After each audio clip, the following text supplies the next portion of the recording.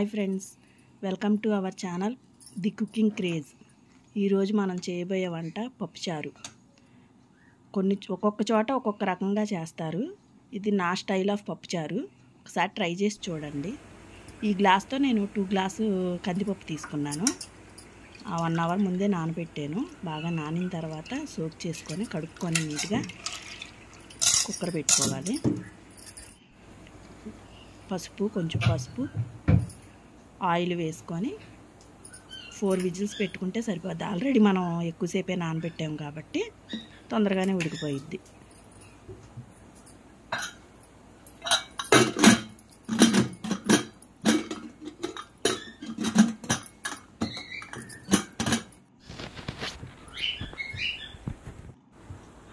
ఒక ఆనియన్ తీసుకున్నాను, 4 టమాటాలు, పచ్చిమిరపకాయలు ఒక 5 తీసుకున్నాను.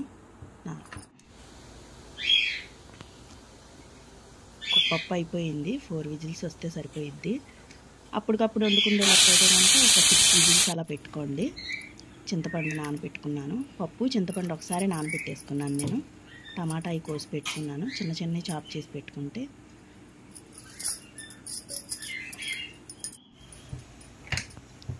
కళాయి పెట్టుకొని ఆయిల్ వేసుకొని మనం మామూలుగా అయితే పప్పుచారు మరిగిన తర్వాత తాలింపు వేస్తాం. ఒక్కొక్క చోట ఒక్కొక్క రకంగా చేస్తారు. అయితే ఇలా ట్రై చేసి చూడండి. ఆయిల్ హీట్ ఎక్కిన తర్వాత వెల్లుల్లిపాయలు, పోపు దినుసులు అన్నీ వేసుకొని కరివేపాకు, ఇంగువ అన్నీ వేసేసుకొని కలుపుకొని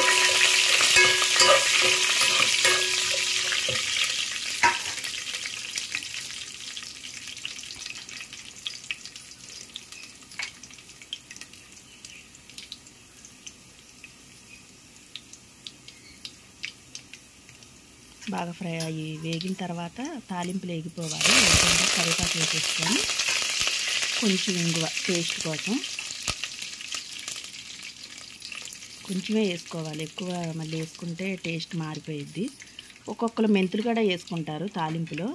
అంటే ఆల్రెడీ మనం ఇంగువ వేసాం కాబట్టి మెంతులు అవసరం లేదు. వేసుకుంటే వేసుకోవచ్చు.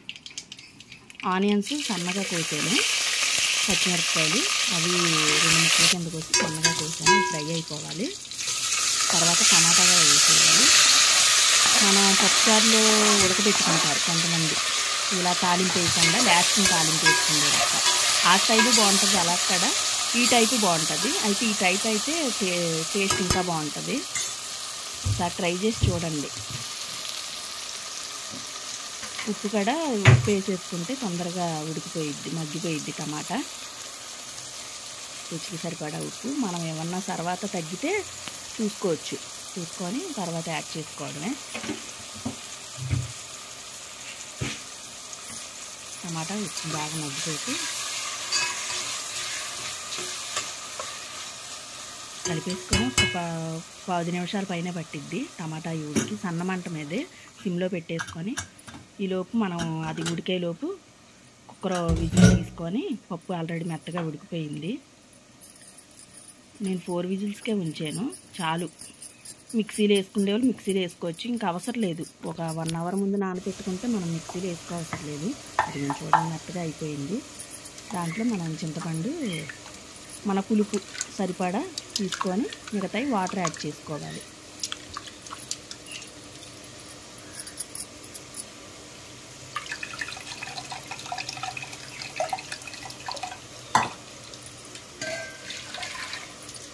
ఆల్రెడీ చింతపండు మెత్తగా నానిపోయిందిగా పులుసు వేసేసుకొని ఇది రెడీ చేసి పెట్టుకుంటే ఈలోపు టమాటా ఉడికిపోయిద్ది. మనం పప్పులోకి వేసేసుకుంటే ఇవన్నీ పక్కన తొందరగా అయిపోయిద్ది. లేట్ ఉండదు. క్యారేజీలప్పుడు అలాగా ఫాస్ట్గా అయిపోయే వంట. మళ్ళీ చారు మరిగిన తర్వాత తాలింపు వేసుకోవడం ఇదంతా లేట్ ఉండదు. అయితే టేస్ట్ కూడా బాగుంటుంది. మనం పులుపు చూసుకొని ఒకసారి పులుపు కొంచెం ఎక్కువ ఉంటుంది. ఆల్రెడీ మనం చింతపండు వాటర్ పోసాం కాబట్టి వాటర్ పోసి యాడ్ చేసుకొని మన పులుపు సరిపడా చూసుకోవాలి. ఆల్రెడీ పప్పులో పసుపు వేసాం కాబట్టి ఇంకా పసుపు అవసరం లేదు. ఎల్లో కలర్లోనే వస్తుంది. టమాటా ఇంకొంచెం ఉడకాలి.